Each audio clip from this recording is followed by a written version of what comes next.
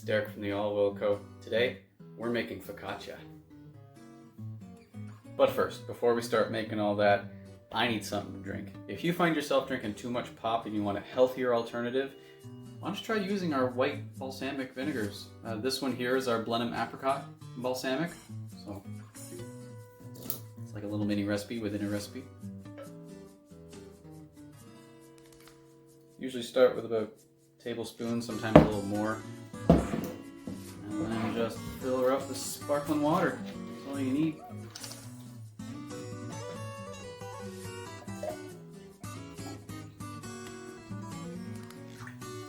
Nice and fizzy.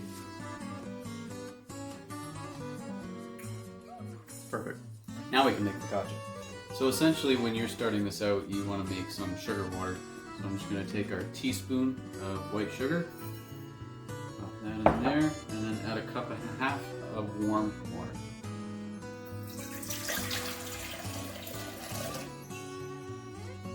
And just get it all nice and stirred until the sugar dissolves.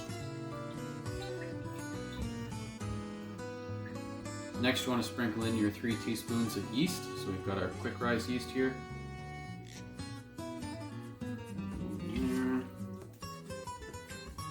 Yeast and sugars will react. So while that yeast is getting nice and frothy, what you want to do while you're waiting is set your oven to the lowest setting. For ours it's 170 degrees, and once it's done, turn your oven off, because that's all you want. You want to basically create a nice warming drawer for your focaccia. Ooh, she's getting nice and frothy now. So what you want to do is actually set your mixer to low speed, and then we are going to add our teaspoon of kosher salt and 2 cups flour.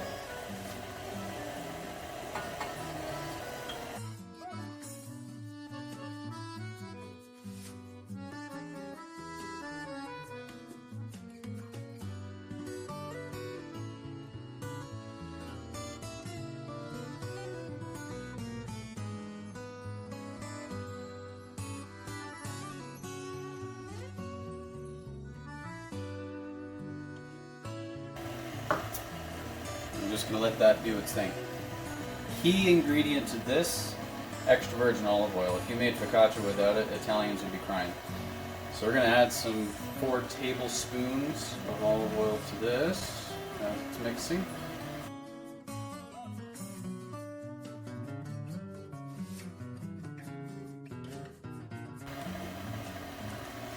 It's just going to add so much amazing flavor.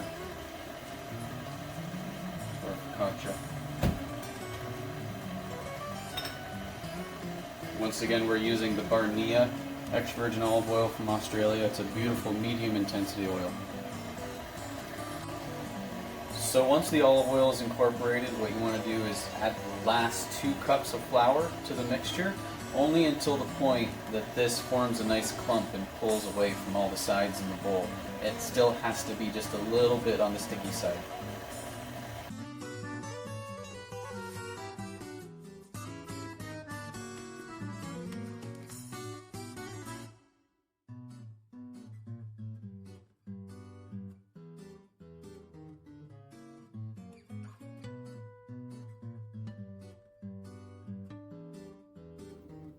Before you even get this in the oven though, you want to make sure that the bottom of your cast iron pan is just lightly layered with olive oil. You don't want too much or else you're going to drown your focaccia.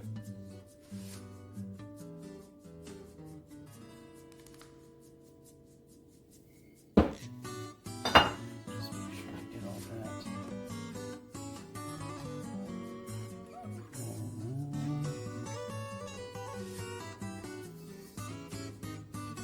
Like that.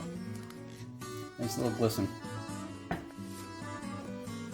This has all been formed. Next thing you want to do is just knead it very minimally until it's not sticky anymore, and then we'll get them in the pan.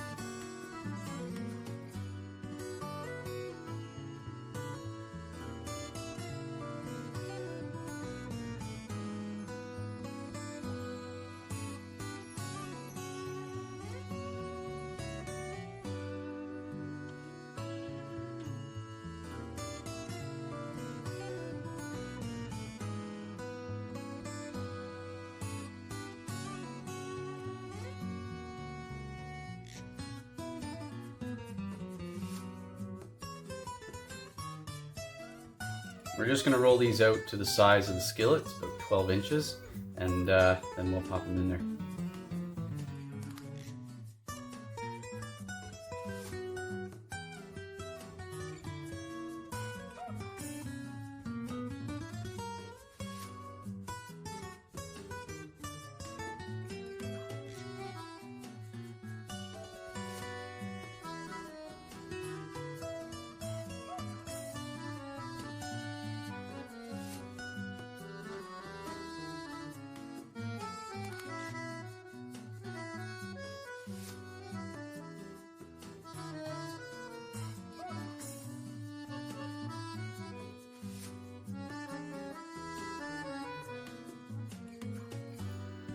Before these go in the oven, you just want to make sure that they're covered, and we're going to let them rest for about an hour.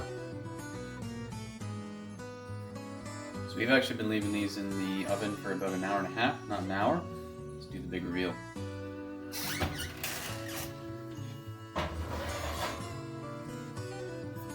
There's some density. Oh, wow. Nice density there.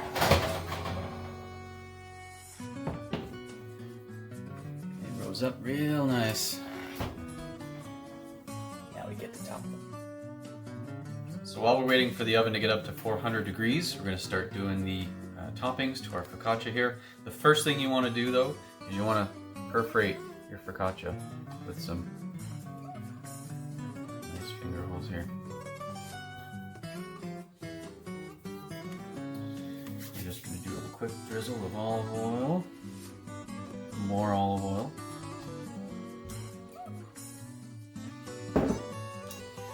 Now this is a kale stem pesto. We just whipped this up. We'll do a separate recipe for this. Let's put some balance on there.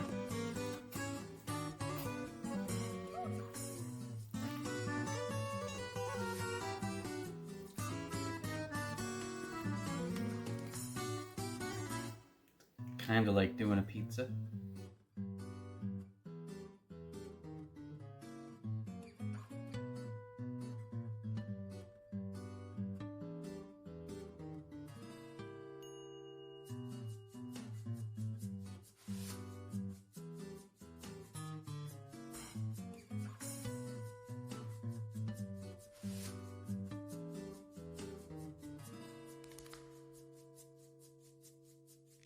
And for this one, we're just going to add a little bit of olive oil again. Just get a little bit around the edges.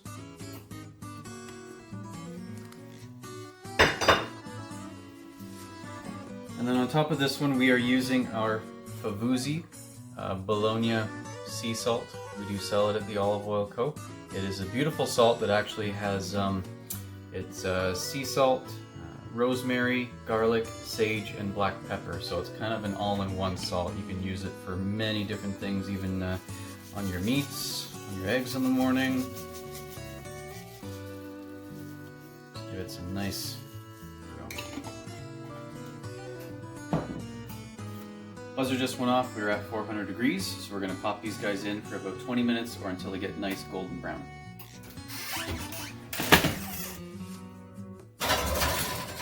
Halfway through the time, we will switch these guys top to bottom. And now we wait. Now I do apologize, there is no big grand reveal opening the oven because we were trying to keep an eye on these to make sure they were perfectly golden brown. But here we are. Look at that color. Nice. These tomatoes are even crisped. I can't wait to dig into these. And now, of course, the taste test. Beautifully fluffy in the middle, nice and crispy on the outside.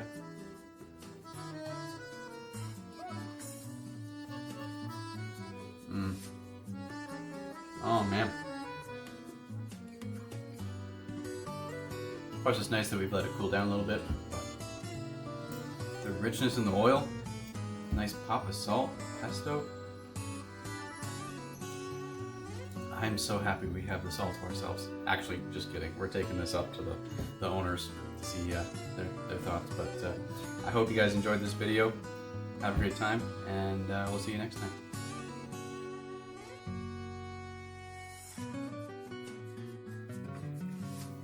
But first, before we start, before these go in the oven, you do want to make sure they are covered, so it makes a nice little no? So while that's rising, next thing you want to do is set your oven to... But first, before we start, if you want to drink more, no, not more, less pop,